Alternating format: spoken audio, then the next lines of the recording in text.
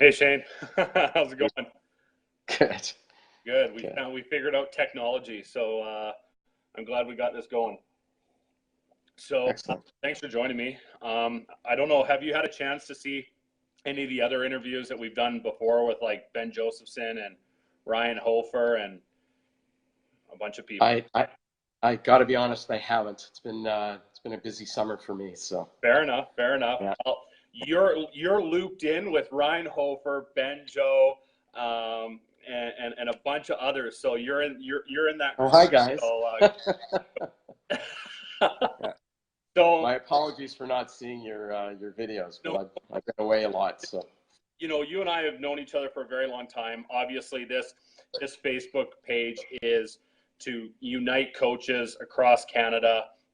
You've always had that vision from the very first day we met, and hell, you used to coach the team again that when I used to play. So I'm not aging yeah, you or anything. I'm not aging you.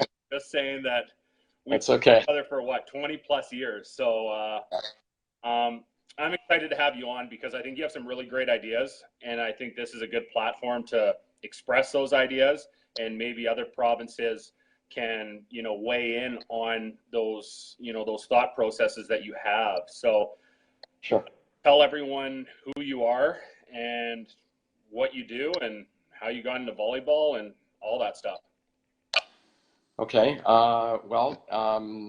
I've been living in British Columbia probably since the late 70s. I'm originally from Winnipeg. I grew up in Winnipeg. I played my volleyball in Winnipeg. I first started playing when I was in grade seven, and I was thinking back to why I got into the game, and I had a junior high coach who, after practice, would beam balls at me as hard as he could, and there were these rubber. Those of you that are around my era, these hard rubber balls, and I just loved having those balls coming at me, and I was just hooked on the sport after that. I used to like to go and watch UW and U of M play a lot, so a lot of the guys out there who are still involved in the sport. I played my senior men's club volleyball in Winnipeg for a club called the Bandits. I don't know if they're still around. It's been a while. And then I moved to Vancouver in the late 70s and played senior men's volleyball there with Vancouver Volleyball Club. After that, I moved away to Montreal and Toronto for about 4 years, and then I moved back to Vancouver.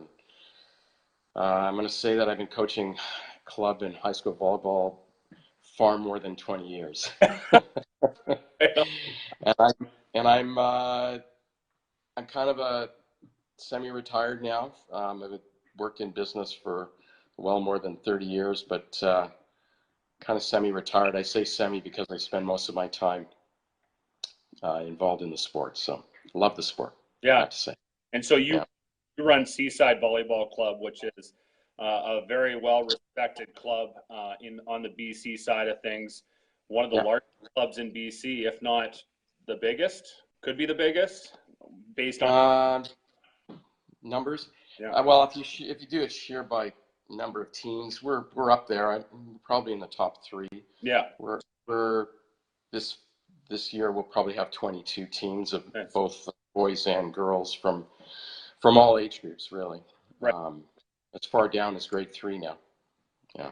And I think that's fantastic. I mentioned that on multiple interviews, with Benjo and Ryan Hofer and even John Kessel. Was I loved what Volleyball BC does regarding that U10, U11 league sort of thing, or that they got going on where they shorten the court. I'm so pro getting kids into volleyball at an earlier age, and I hope Alberta follows suit and other provinces. I'm not sure. I can't speak for other provinces, but I hope that there's that sort of mentality to get kids into it sooner. So with so much expertise and so many years, you really focus on the younger age groups from our conversations based on the development side. Why do you choose that over coaching, let's say, a U18 team?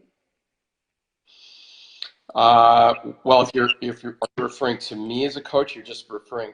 Yeah. Well, that doesn't necessarily hold true. I mean, ironically, I'm going to be coaching 17U this year. So, That's true. That's yeah, but I also, I'm one of the key individuals that, that runs and coaches the very young kids. yes. I, I will say that I think success of a club is based on grassroots, and I think that grassroots has to start from an early age. And I think that you're doing your community a bit of a disservice if you're not having your most experienced veteran coaches coaching at those young age groups. I think you need to go back to the roots every once in a while and just remember what the basics are. And, you know, getting the young players who are in their 16, 17, and 18 age group, getting them involved, going back to helping those individuals as well. We've been doing that model for well over 10 years. Like for the grade 6 age groups for girls, we regularly get 60 kids every year, and we're only limited by the capacity of the facilities Right. to be able to do more. So I do think it's really important that you have your best assets working with the young kids as well as the older ones. But I mean, really, it starts at the young age group. It really gets motivated. That's fair. And I think, you know, based on your guys' growth and stuff like that, I mean, what a great problem to have that you're restricted by your gym space, you know, and not based on, you know, coaches or lack of athletes, right? So, you know, again, you run one of the largest clubs in BC, and you have so many amazing thoughts on how to run this club. The club got there, you know, on your shoulders. I remember when Seaside first started, when I was running a Heat Volleyball Club back in 2004. And you guys were around, I think, a year or two prior to that. You started in 2002, 2003, around there? Yeah. And so how do you develop coaches? Like, do you have something that, does it change every year? Is it something that is in your program, or how does that work? Well, it's interesting. I look at a volleyball club like a child. Yeah. When you're in your first 2 or 3 years, you're just a little baby, and you're very limited as to what you can do. So, you know, you start small. As you get older, you become more experienced, more knowledgeable of things to do. And so we're going into our 16th year, and I truly believe that we are now like a 16-year-old. So we're now, you know, we're starting to figure out where we want to go, what we want to be, how to make things work. We're independent, you know, all those things that you would attribute to a 16-year-old boy or girl. So with regards to coaching development, if you think of it this way, we are going to have 12 former athletes coaching with our club this year. It takes that long, though. It takes those 16 years to start the cycle again. Mm-hmm. I know that you know, I can think off the top of my head that Fraser Valley definitely has that you know, that same kind of mentality, and I know they're seeing it now. Yeah. You know, where it happens. So that's a big part of it. Is having an infrastructure that develops the young coaches. Now, I will say, for those of you that are from the Lower Mainland, Fraser Valley, and we're in an area called Fraser Valley, and we're about an hour during rush hour away from downtown Vancouver. Well, a lot of the young people that live here, they go to university and then they graduate and they want to live in Vancouver. So we're not necessarily getting those athletes right away, but eventually what happens is they want to raise a family, and then they move to, you know, they move back to our community, and then they want to contribute back. They realize it's too expensive. Yeah. Yeah. Fair enough. So yeah. So they that's come back, and then they make contact with you, and you bring them in based on kind of like a family mentality that they were a part of the before, and they're still. Absolutely. Yeah, and I would say to you that we don't just take care of our kids, we take care of our coaches and everyone else that's involved. We are a large family. We look after our people. I can tell you, there's probably not a week that goes by that I don't get a phone call or a reference call or, can you help me with this from our former athletes? Mm-hmm. Always looking for reference letters, things like that. And I think it's really important, and we look after them. And eventually what happens is that they want to contribute back to the community. They figure it out, right? They figure out that they're part of the village as well. And if they have children and they want their children to be involved in sport, then they need to be part of that village as well to help, right? Yeah, fair. Now, so I know based on your role and the role that I do with Ace Volleyball Club, um, culture is changing and society is changing, and the way we coached 15 years ago probably doesn't fly, in 2018 and stuff like that. How do you deal with those sort of things and the transitioning of the game, but the transitioning of the outside factors too? So, and I'll get a little deeper on this is my coach, Sure. my coaches find it very difficult. Well, we know we're not going to make everyone happy, but my coaches find, obviously dealing with parents, probably the biggest concern for a coach these days, rather than 10 years ago, dealing with a player that was cranky was probably your biggest your biggest thing to deal with. I mean, there was always the odd parent, but there's more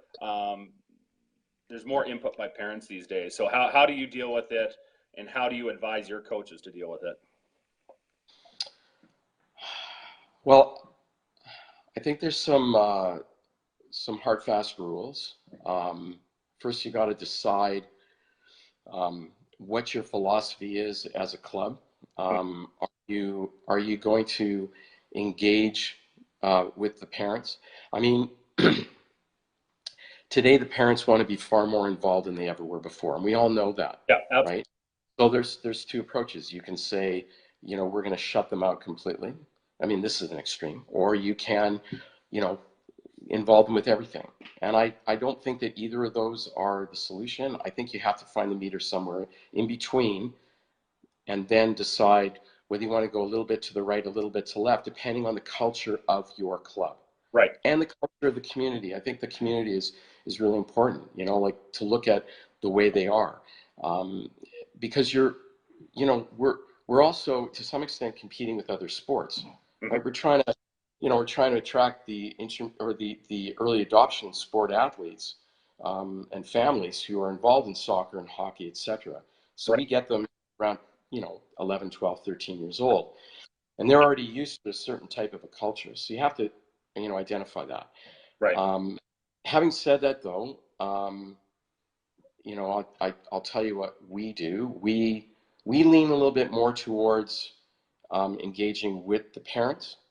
But what we do is we set them up for success right from the start. Yeah. So we always, we meet with, or I personally meet with all of the parents with the coaches, and talk to them about what our sport is like, how it works, how it differs from those early adoption sports, and what we expect their behavior to be.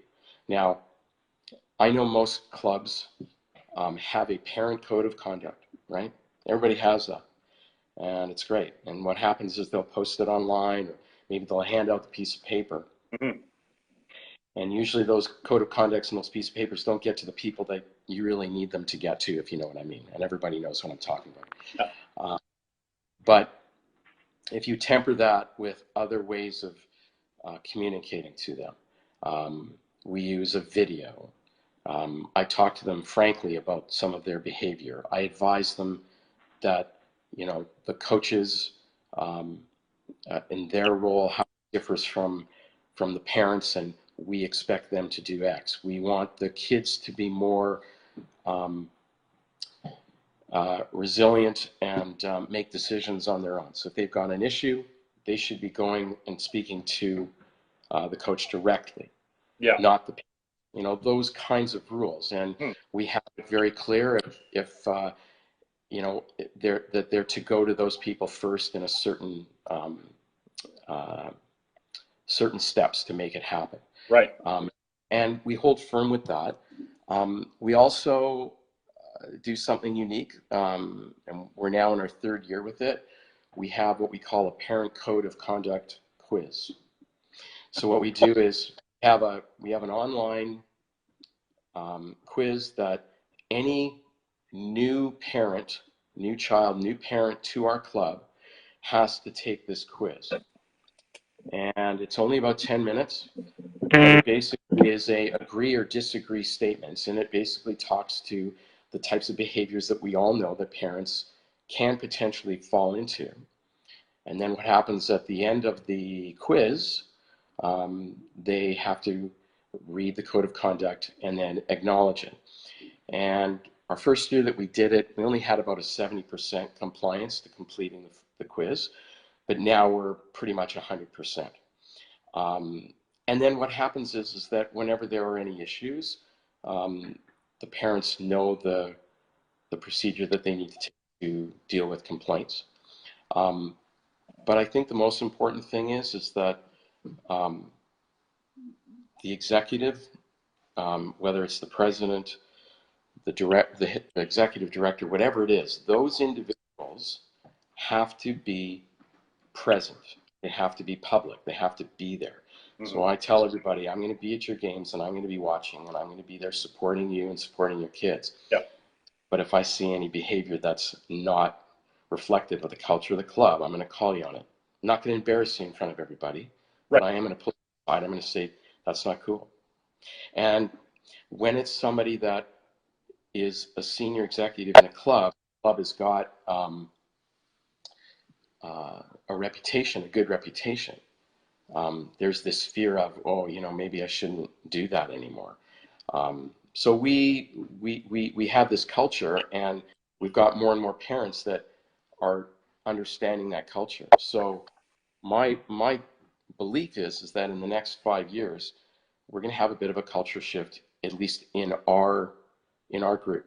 Mm-hmm. And I can tell you that there's been very few incidents that we've run into over the last couple of years. And to be honest, if we have parents that are a problem, we weed them out. I'm being honest. Oh, it's true. Being honest. Change your behavior or change the parent. That's right. Yeah, and for my club as well, it's those people kind of weed themselves out. To be honest, yeah, like it's not something that we're trying to turn it around. It gets to a point, or if it's at that point already, it's usually they're not going to return because they feel that whatever they feel that something else is better. The grass is greener on the other side. So like for me personally, I've learned over the years, I don't lose sleep and I don't get emotionally attached like I used to running a club 10 years ago, where if someone was mad, I'd be like, oh my God, I didn't make someone happy, that sort of thing. Right. So, with younger coaches, my difficulty, I would say, and I call myself on it, is trying to mentor younger coaches who are attached to other coaches that are young as well, so just because close in age range, right? So there's one coach coaching one team, one coach coaching another team. They're feeding off each other, which is a great thing, an awesome thing, because we want our coaches interacting with each other. But, I think, again, with society these days, with younger coaches that come in, like you said, you call your coaches on something that might not go with your culture. How do you do it in a way that they don't build up their walls 400 feet and take it, in a different way, in a different context?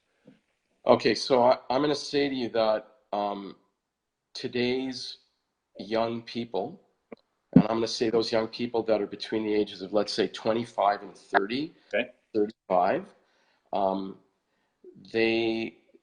they want to be treated with respect. For sure, absolutely. And they want to be given autonomy to do their job.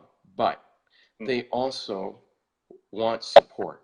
Right. And the support needs to be available to them from the senior individuals in the club. And you need to be accessible. It's not easy to do when it's a volunteer organization, right? Because most people who are working as, as senior coaches, whatever, they've got their, they've been in the workforce probably 15, 20 years. Yeah. They've got family, all that kind of stuff. But I find that if you're accessible to the coaches and you're there for them when they need to talk to you, it's great. I'll give you an example. We had a very solid coach, a young coach, but a very solid coach, doing a great job, having a great provincial championship, and she's about to go into her last match, and she texts me and says, "I need to talk to you," and I'm like, "Okay," and I'm right, and I go and see her, and she goes, "I'm having doubts whether I'm doing the right things," and and I was able to just calm her and relax her and say, "You're doing great. The parents love you, the kids love you. Just go out there and do your thing. It'll just make it happen." Now, that just seems like a normal thing, but you'd be surprised at how much doubt young people have sometimes, and they need to have, and it doesn't, coming from their peers is different from coming from someone who is, got more experience and just can Right. tell them they're doing okay. And the other thing is that the younger coaches come with a certain level of experience and knowledge, but what they don't have is the experience in dealing with the other intangibles surrounding coaching, Mm-hmm. like managing the non-tournament or in a tournament, but the non-game stuff. Yeah. Dealing with travel, dealing with parents, dealing with some kids that have some social issues that they didn't expect to see, and where do they cross the line or not, when should they, all those things. So that's where they need to get help from us, and we need to be there for them, and when they know that we're there to support them, I think they do great. We focus on giving them all the tools they need to be successful, Mm-hmm. so that they can focus on coaching, period. Right. And I think for, and I speak on my behalf regarding, being a director of a club, is that I think for the younger coaches these days, or the newer coaches, they want to, for me, it's like, I know where they're going, I know what's going to happen, and I want to prevent it from happening, but they need to experience. And it's like, my favorite line is, it's not a favorite line, I hate saying it, is "I told you so." and it's like, Yeah. it's like they want to, it's not like they're not listening, it's just like, I warn them, but something ends up happening, and they go down that road, and then it bites them in the butt, sort of thing. And I guess you take it as a learning experience. It's weird because Ben Josephson says, losing or doing something like that is not a learning experience. He had a different terminology on it, and which was really interesting. But I don't want to quote it here because I'm not going to have it completely correct.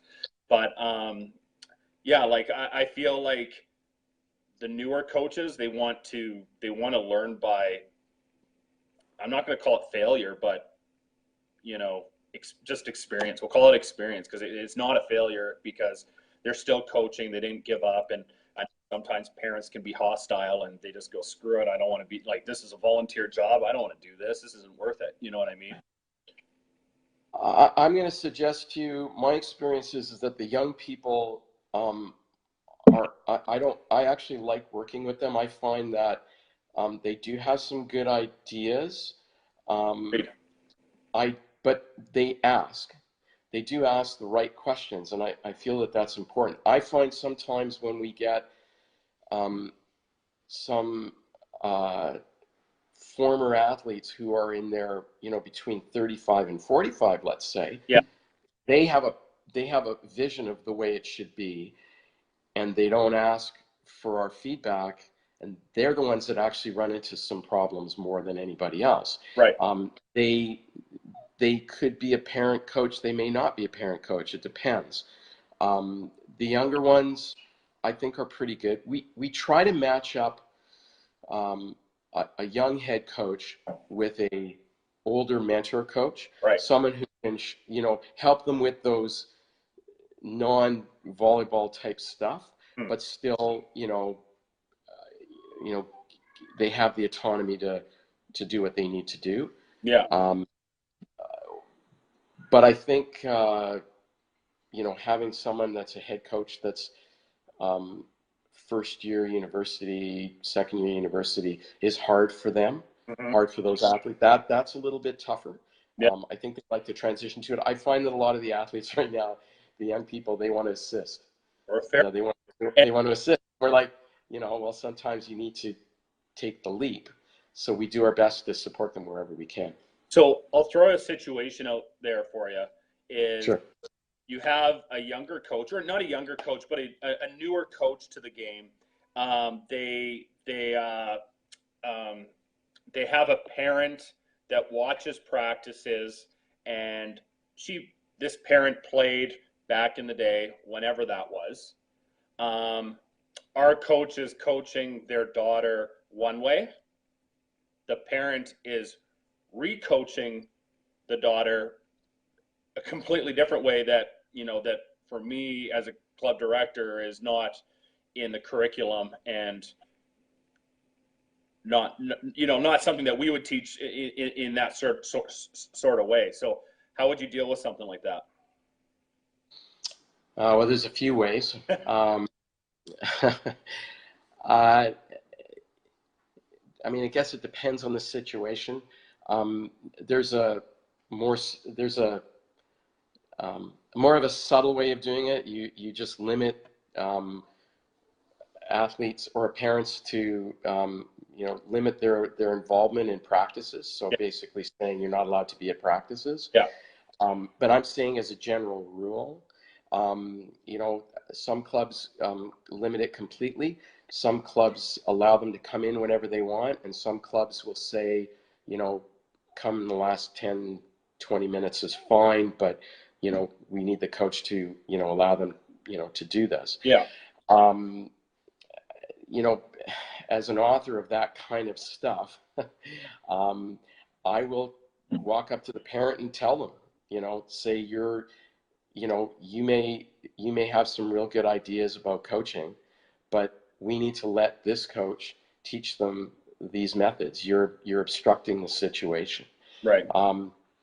You know, and I know some people, there are some philosophies that say, you know, if you're going to be at the practice, then help out in the practice. But the problem with that is I mean, we've run into that before. We get a lot of the European parents Mm-hmm. who come and move into our community who, you know, played volleyball, or you know, in those professional clubs, but, you know, they're in their late 40s and early 50s, and the game has changed a lot. Right. So I think having a discussion with the parent is a really good idea. Yeah. And, you know, explaining to them that you're sending a mixed message to your to the child, and the child is not sure what to do. Yeah. I mean, one of the things that I describe, the most dangerous location for a child when it comes to school sports, or sports in general, is the automobile. Okay. Yeah. So when after the child finishes their game and they sit in the car with their dad or their mom, and all they do is just tell them about what they should have done and how they should do it. Kids don't like that. I can tell you that for a fact. They don't like that. And so John Dunning was here in Calgary last year, and he touched base because he coached his kid, and he had 3 rules, and I remember one of the rules was that the drive home he would not ask his daughter about the game or talk about the game whatsoever unless she brought it up, you know. Yep. And there was so that was one of the rules, and there was 2 other rules, and I was like, he said them so fast I didn't write them down because they're really great rules, but it was that sort of concept, right? It was talking about the automobile ride home is the most cancerous part of Yep. players' development. And Absolutely. it was real genius that, you know, the stuff he was saying, right? And so do you have any rules that, you know, in your parent meetings or in your club meeting that you tell parents, like? Well, we definitely talk about the automobile. That's definitely one that we talk about. We talk about coaching. You're not the coach. Yeah. You should know all you need to do. The best thing you can say, and this is it's becoming a North American phrase, and I've used it for years. Honey, I love to watch you play. That's all you need to say. And if you say that instead of the other stuff, the kid's going to take it a lot further, because they're going to say, oh, finally, somebody isn't talking to me about the mistake that I made, because my coach has already told me. The players have already reminded me. I already know I made the mistake. Now I have to go into the car and listen to my mom or my dad tell me that that's the issue. We discourage things like timekeeping. We don't like that.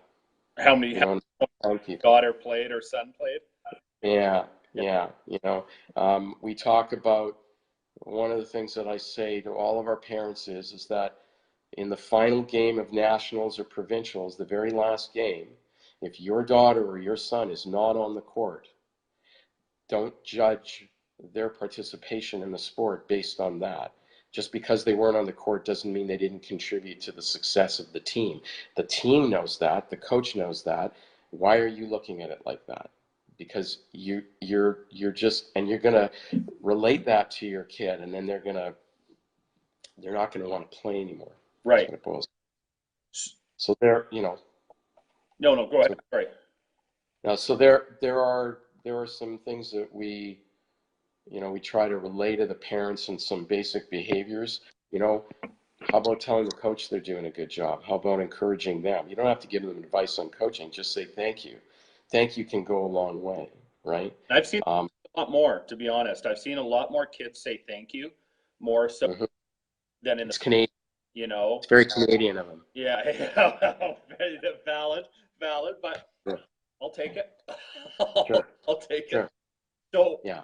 So other than being, running the club and coaching, you wrote this awesome book that I gave to every single parent in my club 2 years back, called The Hovering Game. So any coach, I suggest you read it.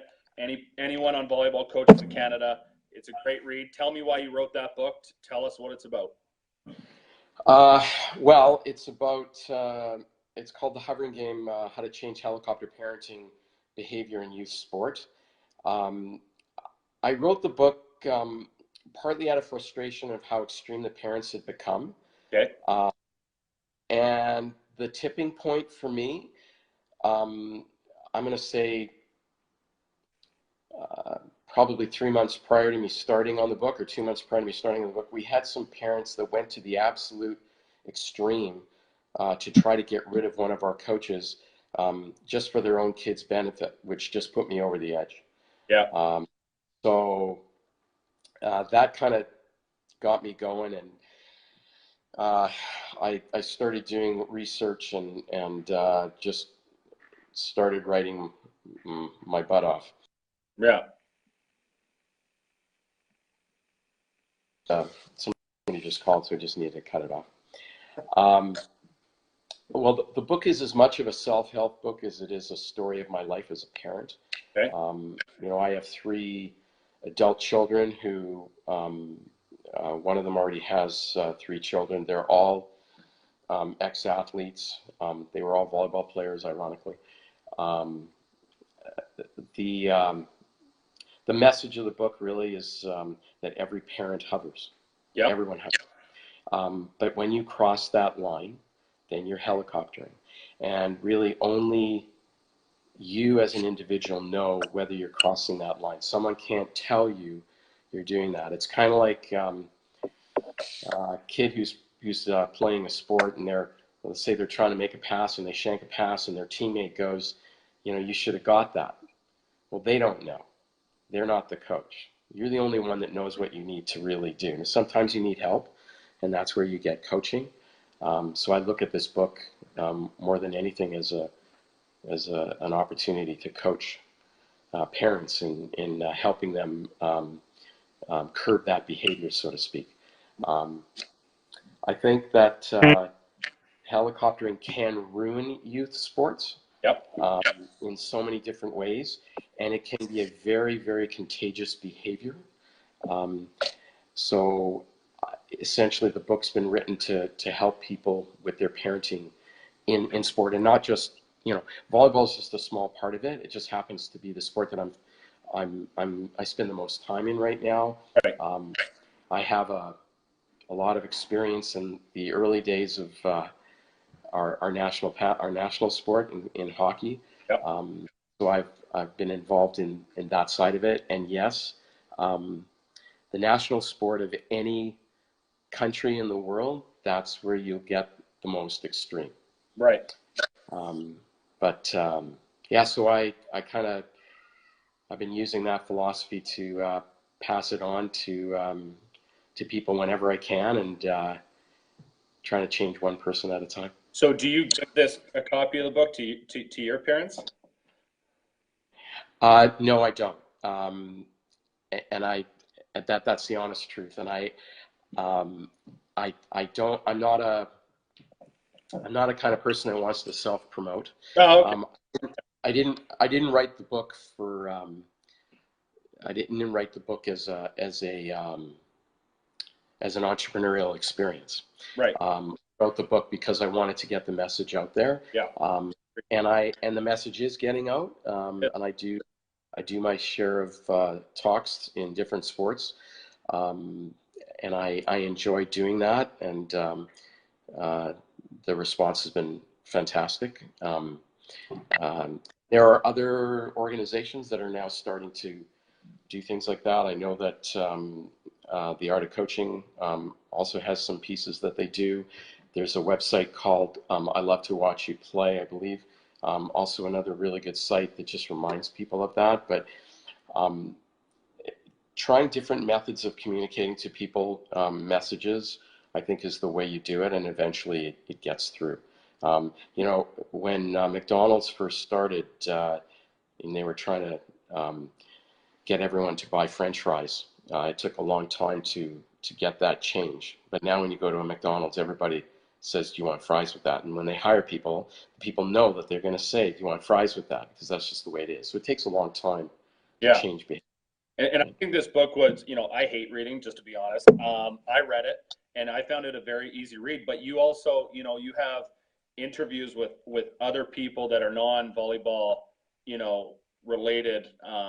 Coach Gulletson, Rick Hansen had a piece of the pie on this book, and you can probably tell more. But I don't think this is just necessarily volleyball related. I think this is just sport related in general, and Yes. society related. So Yeah, it's not at all. And most of I try to make it um, as wide as possible. I actually speak to a lot of non-team sport groups, yeah, which is a different angle as well. And ironically, the book leans a little bit more towards team sports stuff because right, that's kind of where we run into the problem. But no, the interviews and the focus groups that we did were not volleyball specific at all. right. Though, you know, people who are from our sport um, can relate to some of the stuff. And yes, there's definitely references to volleyball in there for sure. Yeah, fair. So, with the sport growing, as a director, you're a director. There's other directors online here watching in. How do we keep building this? Have we hit the top? Do we? Is there a way of continuous growth, or are we growing too fast where we're bound to the bubbles bound to pop eventually? I don't think the bubble's going to burst. Um, I do think the sport's going to continue to grow. Um, we we have there's reasons why the sport is going to grow from a macro sense. Both of our national teams are starting to flourish in success, Yeah. as well as the national team programs per se. Um, I can say that, and I'm biased, but having the women's national team out here at the Oval is a huge boost, and it's going to continue to be a boost. by just having them present and prominent. But our success with the men's national team in particular, but the women's program is really starting to get some roots. So I think that, and of course, beach volleyball is huge right now, and our beach teams are having amazing success. Yeah. So there is this growth, this growth at the young age. We get so many more people asking us about the sport now. I think to make a club successful, to deal with the growth in the community right now, or in our sport, I think you need to focus on your local community. Mm-hmm. Like you need to focus on grassroots as opposed to, working on the big picture stuff. Yeah. I certainly believe that you should be working with use grade 6, 12U, boys and girls, as your base and get them excited about the sport. Yeah. It's the right time to get them in because they'll have had 6 or 7 years in those other sports and they're starting to find it a little bit too much for various reasons. They find our sport very invigorating. The level of skill acquisition over a year period for that first year is the equivalent of the 4 or 5 years that they've had in those previous sports. So there's a real positive part to that. I think it's best to have your best coaches, your most experienced coaches running those young groups, as I mentioned earlier. Yeah. But I also think that you need to use the younger kids who are in their 16U to 18U, get them to help out as assistants, because what happens is that the young kids look at them and they go, wow, here's the 6'8" guy, who's going to be going to UBCO next year. He's coaching me, and I'm only 12. I'm only 12 years old, so they really get excited about that. Yeah. I also think that we're, and this is more BC than I think Alberta, for example. Alberta has some different issues. I think in British Columbia we have a different. The government supports sports infrastructure a little bit differently. Yeah. So I find that volleyball, relative to the other sports, and you probably find the same, is a cheap sport, right? It's inexpensive. So I'll agree. Relative to the other sports, Yeah. right? So we've been trying to slowly but methodically increase the cost and still providing more value to the cost. Yeah. And I think one of the ways of doing that is we need to compensate coaches more and more. I agree. And we're moving towards that model all the time. And I think in particular, we need to compensate the young people. Mm-hmm. Because, we're in a little bit of a interesting employment situation in Canada. I find a lot of young people have multiple jobs. Yep. Because they want to keep up with the Joneses, so to speak. Yep. And they need those other income sources. So for us to help them with that, and I think that's important to word it that way. We want to help you be successful. Yeah. So we're going to give you some, money, and then you be straight up with the people that are, the club members, the ones that are paying for it. Yeah. And I think by doing that, you start building a culture. Yeah. And I think that's where it becomes successful. So, continuing to build is important, but don't build quickly, build slowly. Yeah. Like, be methodical about it. We only started with 4 teams when we started back in 2003, 2002. And it took us a long time, to get to that size. And we don't have as, there was a club a few years ago in the Fraser Valley area that they had as many teams as people tried out. So they made as many teams as they could for all the people that tried out. And in theory, it was an interesting idea, but it ended up being a challenge because they, they didn't have the gym space, they didn't have enough coaches, and so everyone sort of looked at it and it kind of flopped. So Yeah. if you build a strong base and infrastructure, and you keep true to your beliefs and then expand and grow, um, the amount of kids that are going to want to play will expand as well, and you'll be able to meet those needs and meet those demands, right? Yeah, and I know the club you're speaking of regarding BC there, and we won't drop Mhm. there, but I also believe that that club was a very economical club for those players to play, and sometimes parents lose focus on the fact that sometimes you pay for what you get. So more expensive doesn't necessarily mean more stuff. Yeah, sure, yes, depending on the price, but it's the value to what you get back as an athlete, as a parent, as a part of the association itself, right? And the club you're speaking of was, again, way cheaper than I know they're still around, so they're Yeah. cheaper than the average club, and but I don't know. I think parents just lose sight on that, and sometimes But if you know what, it gives kids opportunity that might not be able to afford another club. So Yeah, and I'm not sure if that was the entire intent, was the financial piece, but I will say it's ironic that we're talking about this because I have had conversations with, like, the club evolved into another club and then evolved into another club, and they're doing a pretty good job of meeting the demand in terms of numbers, but they're now challenged with their costs are going up. hmm.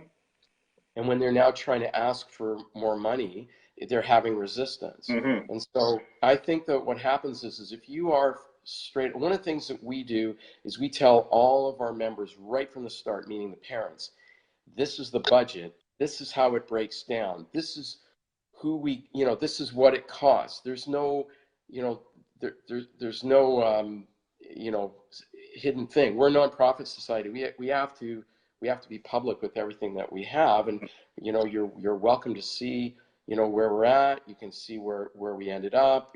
We do it by teams, so being upfront and honest builds integrity. And I do find it funny because yeah, they're not willing to spend $1,000 for the club, but they'll be willing to spend $1,000 on their fourth television. All right, yeah, So, yeah, you know, yeah. is that really a good way to spend your money? And but I mean, if they know where their money is going, I think you build trust. Right. Now, So I mean, I know I can talk to you for hours, Shane. So another question I wanted to touch base with you is, because you have your hand in the cookie jar when it comes to the national level of clubs and stuff like that. Every province kind of has their own rules, and there's fair play, in some provinces, and there's not fair play. And then, so our biggest, and I think I mentioned this with John Kessel, was our biggest issue is, or sorry, no, it's Ben Josephson, is once a U15 team hits nationals, all of a sudden the rule in Alberta goes from fair play to U15 nationals. It's fair game. You do what, you play however you see fit as a coach. And I mean, sure. every club has a philosophy and stuff like that, but I see the most issues that we come across is at the U15 age group around national time because of that rule. Should we have rules that are, West Coast to East Coast, that are designated by Volleyball Canada and not necessarily the provincial association? What kind of rules do you mean? Are you talking about like continue fair play for another year kind of thing? Is that what you mean? Well, just all provinces being straight across the board, setting off serve at U16, or what is it? They keep changing it. It's U17. Different volleyballs. I know that's a money thing. Oh, Let's not open that can of worms. But like, there's a lot of different things based on the province, and then all of a sudden we come to nationals and we're using a different ball, which I don't. I mean, now that it doesn't fall apart, it is actually, I like that ball. But you know, I wish we actually used it more, to be completely honest, because you buy a lot of balls on a director point of view. You buy a bunch of equipment for one tournament. You know what I mean? Like, Yeah, sure. so, but like, yeah, no, I just think that I don't know if we should try to standardize rules and regulations, you know, nationally rather than just provincially. Well, okay, so I'm going to use a business model. If you got a national organization and you have locations or offices right across the country, um, the challenge that a national company always has is dealing with what we call regional variances. Okay, fair. Okay, so you as as the head office, so to speak, and in this case, call it National Volleyball Canada. You're responsible for leading and setting the standards of what you want to do, and we all know how that works. But I think that the provincial associations have to embrace regional variances or regional differences, unique things. The Maritimes have some unique situations, Saskatchewan, unique situations, and Northern Territories in general have unique situations. Even Toronto, very unique. Well, actually, Toronto is like a lot of cities where most of the clubs are located in, you know, within driving distance, if you will, Yeah. and people will drive. Whereas the Lower Mainland Fraser Valley is very spread out. Yeah. We have these mountainous communities, you know, that have large populations, but they're remote. Manitoba, where 90% of their clubs or 80% of their clubs exist in the city proper. So there's different situations. So everyone has unique circumstances they have to deal with. I can tell you, I know that the PSOs and the technical directors for those provincial associations, they meet on a fairly regular basis and they try to share best practices. And I think that they do a fairly good job with it. But there are layers of red tape that go all the way up to the federal government that make it challenging for everyone to communicate or disseminate the information or disseminate change back to us. So it's slow. It comes across as being slow. I think the will is there. Yeah. I just think that there's always room for boldness, and I think that that's maybe what they lack at times, and they meaning the various levels in certain situations. I have a lot of respect for provincial associations because they're the middle manager, right? Yeah. Yeah. They have to Fair. communicate to people, and they have to listen to what somebody tells them to do, and then they have to communicate it down. And it's not always what they want to do. And so there's because of that you get, you know, these little changes. And but it sounds a lot like politics, right? It It's very similar to the political landscape. So yeah. uh, I think making sure trying to have as little amount of change as possible, but gradual change that kind of makes sense is good. I like the idea of testing certain things but making sure everybody understands how the test and why the test was, and then doing it on a broader scale. But then being okay with saying, I made a mistake, it's wrong, we're going to do something else. We used to do this didn't work, let's go back to that. So, what happens if Volleyball Canada turns around and decides that now we're going to allow them to take the serve from here at any age group? And some of us would say, well, why did you change it in the first Yeah. place? Things like that. you know, is the reason why our men's national team doing so well because now all of a sudden they're these amazing passers because we took this out of the picture in the younger age groups. Valid, yeah. It's an argument. It's a discussion, right? It's Yep. it's hard to say. I think most of us, though, at the club level, look for consistency. That's what we're looking for. We don't want surprises, Yeah. And sometimes we get surprises at nationals, but we tend to exaggerate or really promote what's wrong. How about promoting what's good? Our sport is Get that. growing. Yeah. Our sport is growing. That's parents too. Like they're easy. It's so easy for them to jump down a coach's throat on something, but yet saying it was a great experience or that coach did is spending so much time away from their family.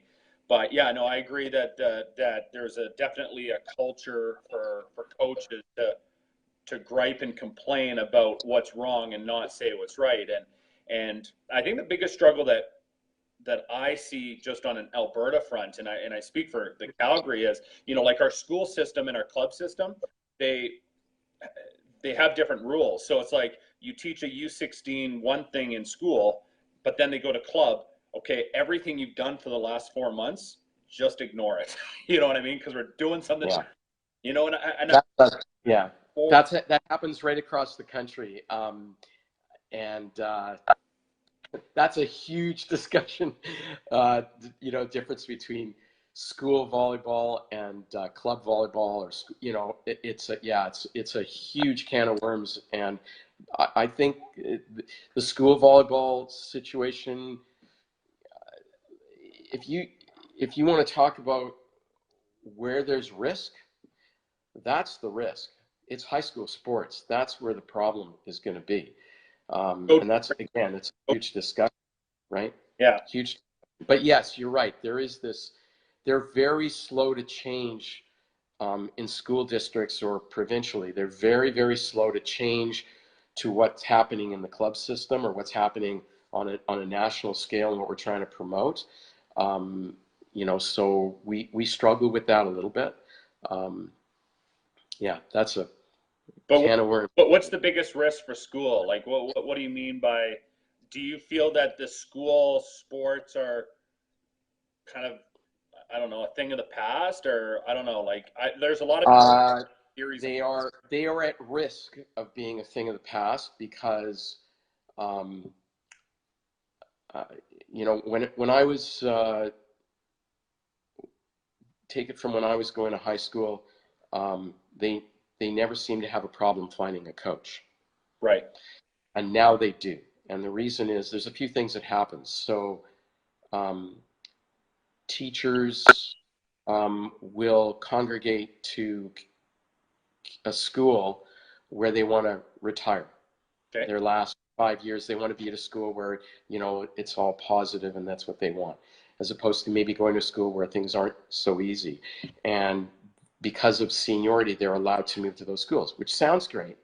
But what you end up with is a lot of senior teachers who are great teachers, but are not interested in coaching. They don't want to do that anymore. Right. So now the athletic directors for those schools are scrambling to find coaches. And who do they look to? They look to us sometimes, and sometimes they don't. Fair. Yeah. So what ends up happening is you get a weakening of the quality of coaching in the high school season.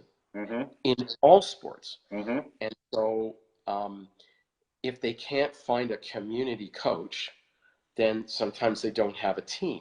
Correct. So in here on the flip side, you get 40 kids. I just talked to somebody yesterday, 40 kids coming out for a grade 8 one team at a prominent high school volleyball school. And probably 30 of those kids played club last year. Yeah. And now they don't have a place, then now they're not going to be able to play for their high school team. And I mean, that's a good problem to have in some ways, but what about the school that has popularity, but there's no coach? And so the risk is that schools have less and less teams. And you know, what do they, is it really that important to them? And it also changes by administration. So you see, it's very common out here is to have a principal spend no more than 5 years in one school. When the administration changes, sometimes the philosophies or culture changes. You can have a principal who is into everything. You know, they support academics, music, art, sport, everything. And then the next principal says, well, I'm not into sport. I like music and I think academics are important. So there's less of a focus on that. So when you get that cycle, if you don't have a larger community of teachers that want to help and want to be, want to be involved, then you run into this problem, and it's a spiral right now. Yeah. So it's a bit concerning. It's Yeah. a bit concerning. And on the Alberta side, and I'll speak for Calgary, I think the big thing right now, our fight is, and Dave, we're going to get to your question here because I love that question, is regarding school and club is these clubs in Calgary, and Calgary's like just a different can of worms altogether. Like, we're a strange bunch here. Is that they don't want kids going to open gyms which run on Sundays, which don't run during school, that run through school season. And Calgary School Board has a rule saying that any of those kids that come to these open gyms are ineligible to play on the school team. There's actually a rule in the rule book that says, I don't really enforce it, but the rule is there if they did want to enforce it, right? And so I know every year they talk about it, and every year it gets closer and closer of them actually doing something about it. And that kind of leads into Dave's question is, how to solve the problem where participation has outgrown the school system. More than ever, we have kids across the province cut from their school teams. How do we keep them in the game? So does club go, is club going to end up being a 12-month a year, 12 months, an annual year type of sport, like, potentially hockey, let's say,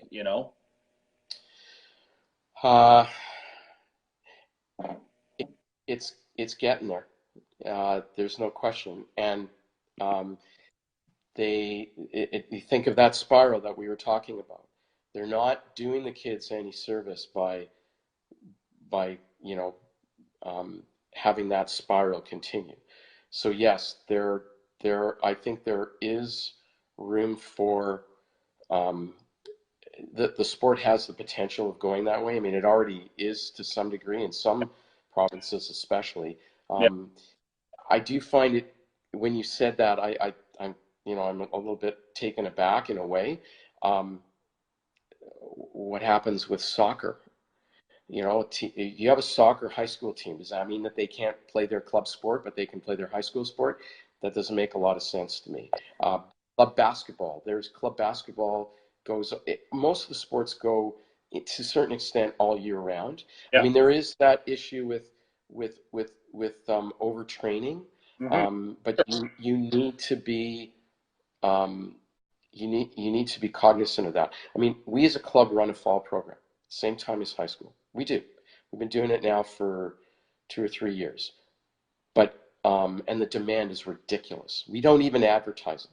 It's not advertised, it's by invitation only. We can't keep up with the demand for that. But what we tell the kids right off the bat is we say, this is a supplement to your school season. So you need to tell us what you're doing. If you were doing a bunch of jumping, or we ask them.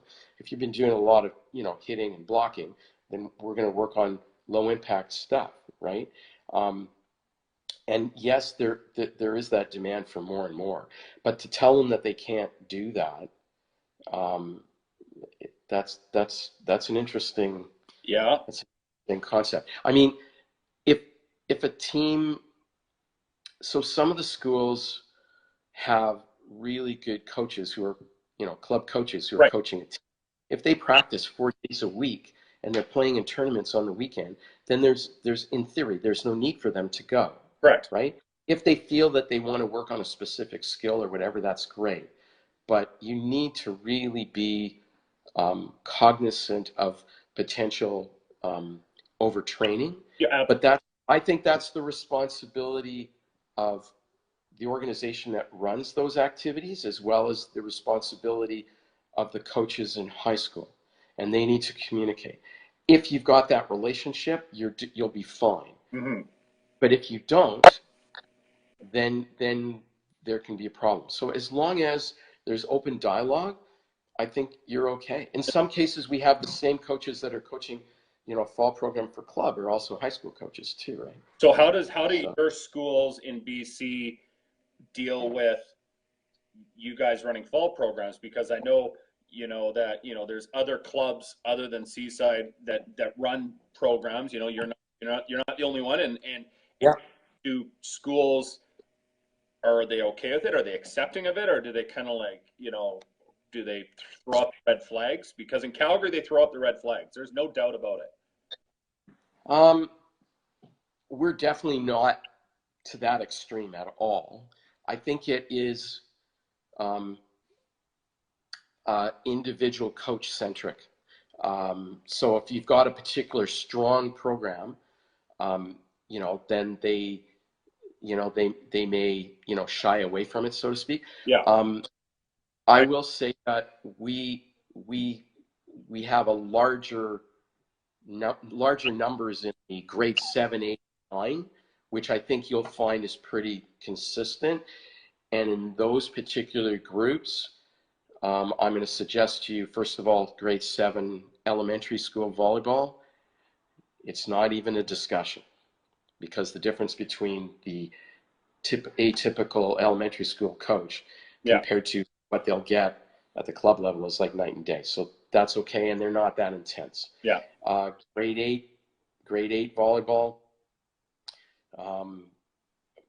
it's a hit and a miss. Yeah. In terms of the quality of the coaches. So to them, it's a good supplement for them. And if you stay true to the Volleyball Canada Center of Excellence concept and what a lot of the clubs that run those kind of programs do, they are high rep, low intensity based programs. They are not, let's play a bunch of games, and because that's probably what they're doing in their schools. They're doing more, wash drills and stuff like that. They're playing matches twice a week plus the weekends. Mm-hmm. So this stuff that we do, and I know a lot of them do it as well, that you focus on reps, tweaking skills, getting them to be better at stuff like that. That's all it should be, and that's all it is. But I again go back to communication. We had a kid 2 days ago come in. She did something to her shoulder. I said, "You're not playing, kiddo. Right. You just, you get better first." Mm-hmm. So those kinds of things. But that's where I think we go back to that community-based discussion that we were talking about. Work within your local community. Yeah. Know who the athletic directors are in all the schools. Introduce yourself. Maybe help them with a coach here and there. Find out who the high school coaches are and work with them. Don't work against them. Work with them. Yeah. Right. And I think our community. I should mention this, David. Our community has there are at least 3 clubs in our small community. Our community of roughly 70,000, about 70,000 in South Surrey. 3 clubs with a lot of teams. So all the high schools out here, and there are 3 public schools and 2 private schools. Forget about the schools that are within reach. Their interest in volleyball is huge, boys and girls. Huge. Yeah, you guys have strong programs in the South Surrey area. They always have. Yeah, but it's really the growth now is amazing.